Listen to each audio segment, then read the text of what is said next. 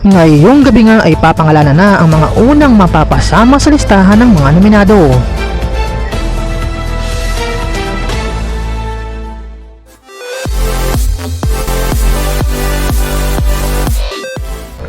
Sa halos isang linggong pananatili ng mga housemates sa loob ng bahay ni Kuya ay nagsama-sama na nga ang mga iba't ibang personalidad na tumira sa iisang bahay ni Kuya na kung saan ay hindi nga maaalis ang oras ng botohan para magbigay ng punto sa bawat isa.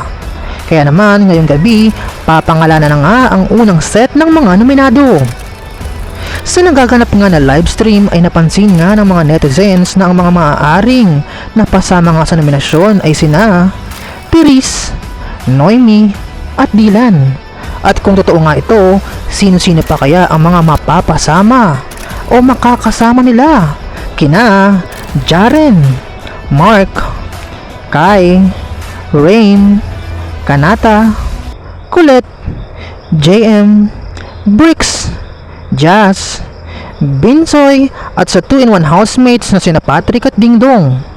Kayo, sa tingin nyo, sino-sino ang mga mapapasama sa listahan ng mga nominado?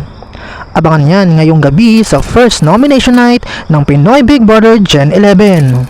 For more PBB updates, just don't forget to like, share, and comment, and don't forget to subscribe!